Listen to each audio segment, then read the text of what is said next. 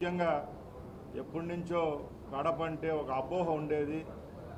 ఆ అపోహను తొలగిస్తూ కడపలో ఈ కార్యక్రమాన్ని ఏర్పాటు చేయడం, లక్షలాది మందిగా చివరి రోజున తెలుగుదేశం పార్టీ శ్రేణులైతేనేం నాయకులైతేనేం యావత్తు రాష్ట్రం నుంచి అలాగే ఉమ్మడి కడప జిల్లా అలాగే చుట్టుపక్కలున్న 24 నియోజకవర్గాల నుంచి సుమారు 4 లక్షల మంది విచ్చేశారంటే తెలుగుదేశం పార్టీ మీద ఉన్న గౌరవం నమ్మకం ఏ విధంగా ఉందో మనకు అందరికీ అర్థమవుతా ఉంది.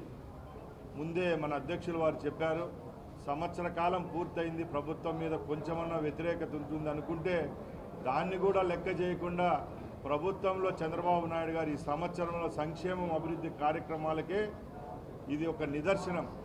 ఇంతగా జన సమీకరణ జరిగిందంటే కేవలం చంద్రబాబు నాయుడు గారి మీద ఉన్న నమ్మకంతోనే ఈ కార్యక్రమం ఇంత దిగ్విజయమైందని తెలియజేసుకుంటున్నా.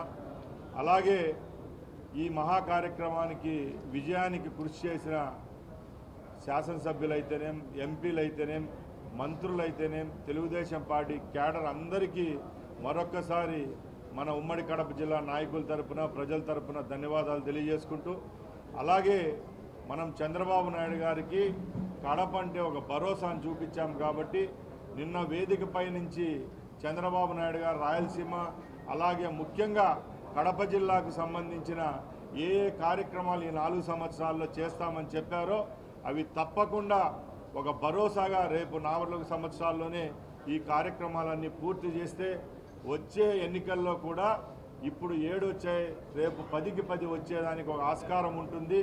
తప్పకుండా ముఖ్యమంత్రి గారు నిన్న మనం ఆయనకు పెట్టిన గౌరవాన్ని తప్పకుండా నిలబెట్టుకుంటారు, మన కడప జిల్లాను అభివృద్ధి పదంలో నడిపిస్తారని తెలియజేసుకుంటూ మరొకసారి అందరికీ ధన్యవాదాలు తెలియజేసుకుంటూ సెలవు తీసుకుంటున్నా. జై హింద్.